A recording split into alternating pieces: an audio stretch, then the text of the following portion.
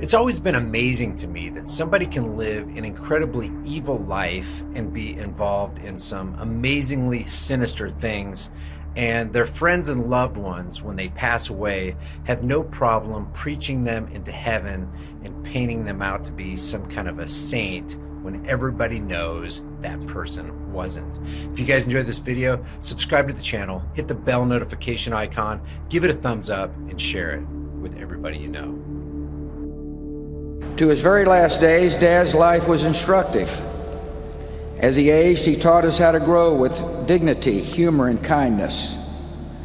And when the good Lord finally called, how to meet him with courage and with the joy of the promise of what lies ahead. I do think that you go to heaven, there is a heaven, and I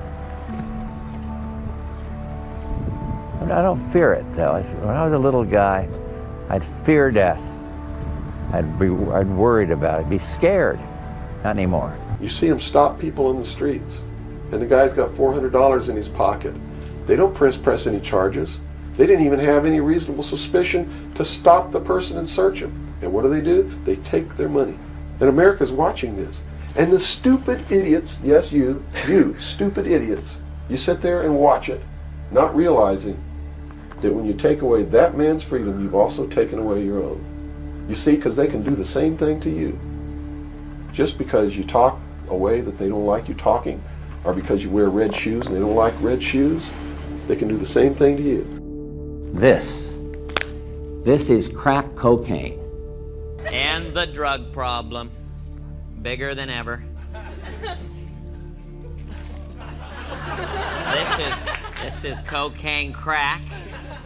Seized a few days ago by drug enforcement agents in a park just across the street from the White House. I'll tell you something, this crack was bought right here in the White House, 3 feet from this desk. It could easily have been heroin or PCP. Drug problem worse than we ever thought.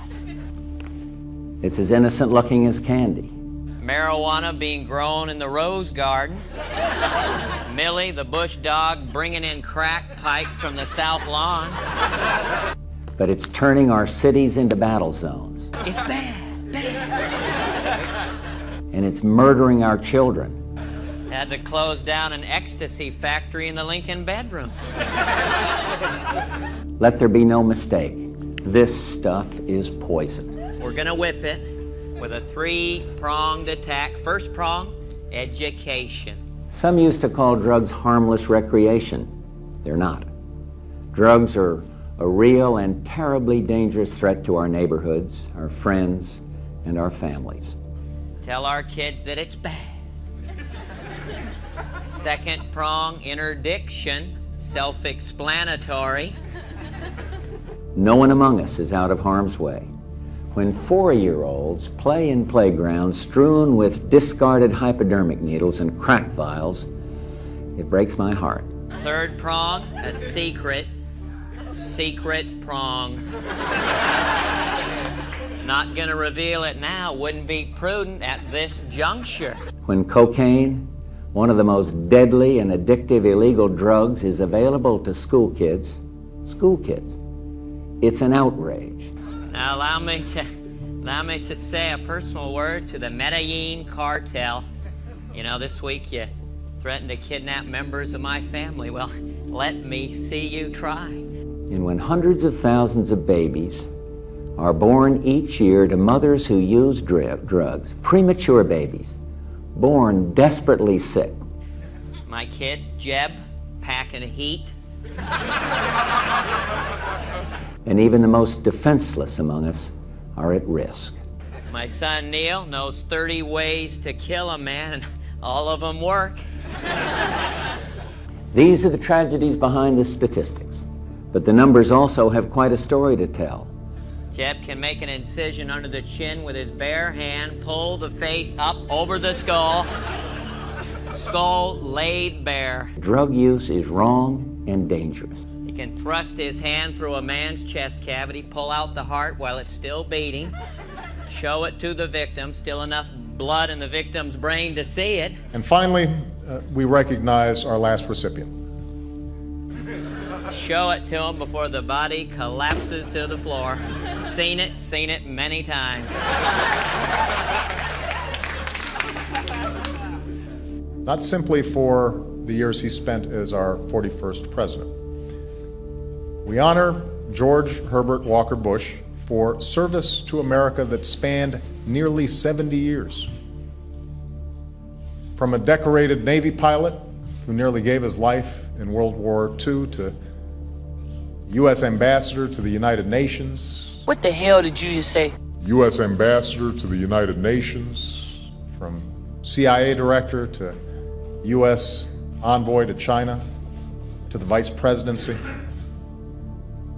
His life is a testament that public service is a noble calling. And speaking of President Obama, I want to read this statement. It's coming from the office of Barack and Michelle Obama. By the way, President Obama just visited George H.W. Bush, President 41 H.W. Bush, 3 days ago. 3 days ago. And so he says, he and the former First Lady say in a statement on the passing of George H.W. Bush, America has lost a patriot and humble servant in George Herbert Walker Bush. This evening, getting under the skin of the Ivy League, those 8 old, definitely distinguished colleges that are known for their ivy-covered buildings and their sometimes superior attitudes to other colleges and universities, which often gets under the skin of people who went elsewhere.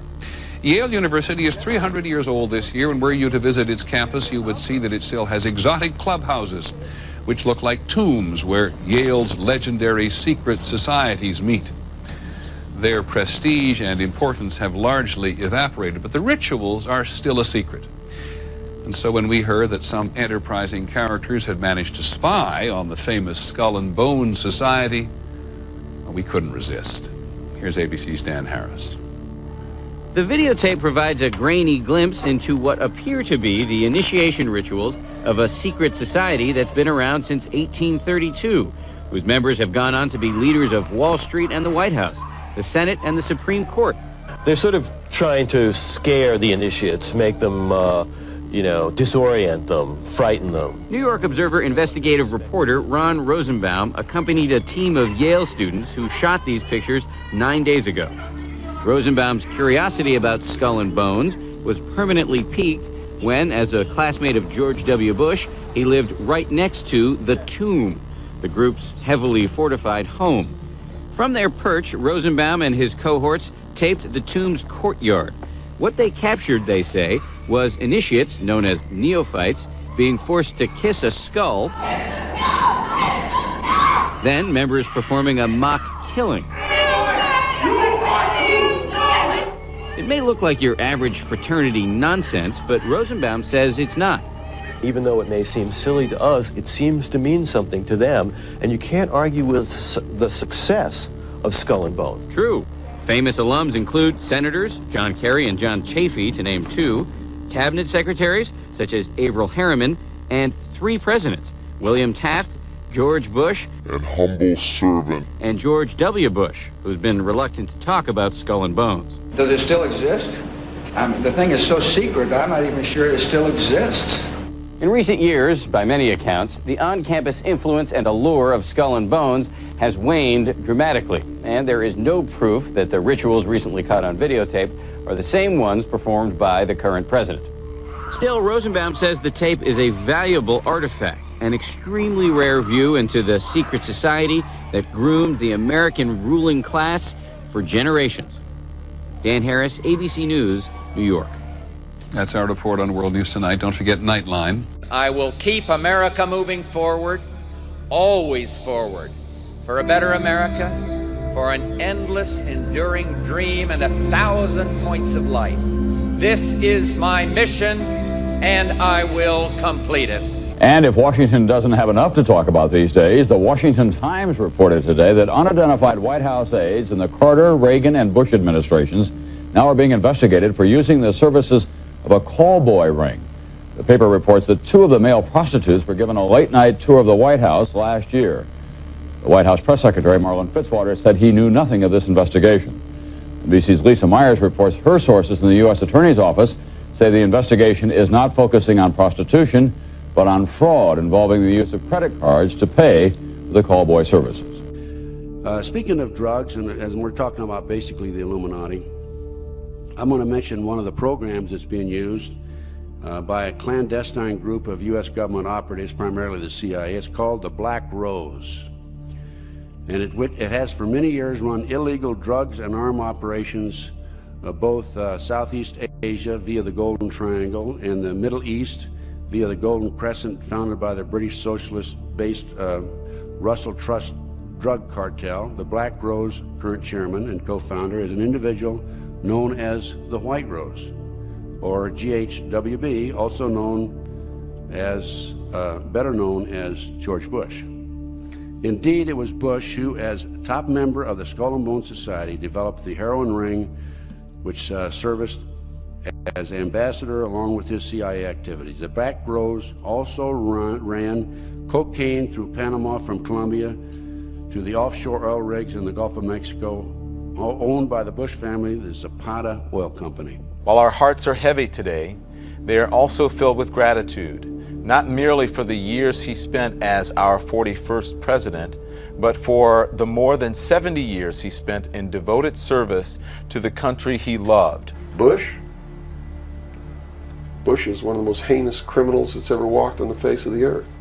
Bush is the man who's been a CIA agent since his college days. From CIA director. He's a member of the Skull and Bones, the Russell Trust. He was initiated in a casket with a ribbon tied around his genitalia, which symbolizes that he's a priest in the temple of Isis. A pagan, this guy. This man is a member of the mystery schools. Well, he has the outward appearance of a good Christian, church-going Christian, no? His life is a testament that public service is a noble calling. They do whatever they have to be approved by the people, but in secret, they're not at all. This is a man who practices pagan religious rituals, magic. Doesn't matter what you think of all these things. I'm just telling you, this is what he does in secret. Mm-hmm. He is the man who, when he was chief executive officer, when he was president of the offshore division of Zapata Oil, organized and began the first large-scale drug smuggling operations into this country. Drugs are sapping our strength as a nation. Turn on the evening news or pick up the morning paper, and you'll see what some Americans know just by stepping out their front door. Our most serious problem today is cocaine, and in particular, crack. Who's responsible? Who's responsible? George Bush is the one responsible for the drugs on the streets. And the war against drugs is not a war against drugs, it's a war against the Bill of Rights. We've already lost the Fourth Amendment. Let me tell you straight out. Everyone who uses drugs, everyone who sells drugs, and everyone who looks the other way. And we're going to lose everything else. You watch on, it amazes me, people watch on Saturday night, cops, top cops, tough cops, 911. All of these stories that are glorifying the police state, and they're falling right into the manipulation as they watch police with no search warrant, with no court order, break down people's doors, tear out their walls, rip open their mattresses. All in the name of the war on drugs. And I will ask you to get involved in what promises to be a very difficult fight. This is crack cocaine, seized a few days ago by drug enforcement agents in a park just across the street from the White House. It could easily have been heroin or PCP. It's as innocent looking as candy, but it's turning our cities into battle zones. Pretty sneaky. It's pretty sneaky, all right. You see him stop people in the streets, and the guy's got $400 in his pocket. They don't press any charges. They didn't even have any reasonable suspicion to stop the person and search him. And what do? They take their money.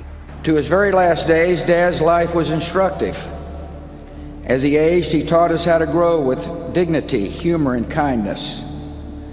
And when the good Lord finally called, how to meet him with courage and with the joy of the promise of what lies ahead. And America's watching this. And the stupid idiots, yes, you stupid idiots, you sit there and watch it, not realizing that when you take away that man's freedom, you've also taken away your own. You see, because they can do the same thing to you. Just because you talk a way that they don't like you talking, or because you wear red shoes and they don't like red shoes, they can do the same thing to you. And under the new law, without a court order, without a search warrant, they can break down your door, they can rip open your mattresses, your couches, your walls, they can trash your house.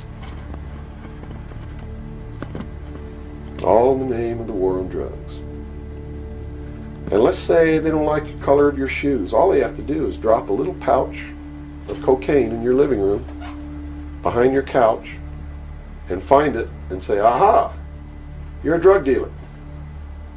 What happens then? Now they can confiscate your house, all your possessions, all your property, all your bank accounts, all your cars, boats, vacation cottages, whatever you have, and they can auction it off within 24 hours without ever even pressing charges against you. Without a court order, without due process, without just compensation. And there's not a damn thing that you can do about it. Not a damn thing. At least right now. At least right now. And the reason you can't do a damn thing about it is because you're the one who brought it about through your stupidity. You're mentally crippled. You're operating from a position of ignorance, apathy, abdication, irresponsibility. We're losing our country, our freedoms, everything. Now, these are strong accusations of the American public. What do you hope to accomplish by angering the very audience that you want to watch and listen to you? Go prove me wrong. Go make me the idiot. In so doing, you're going to find out what the truth is, and maybe you'll wake your up. And if you do, maybe we can save our country. Because I don't really care at this point whether you get mad at me or not. My country's disappearing. My freedoms are disappearing. My daughter's going to live as a slave in the New World Order if you people don't wake up and help me.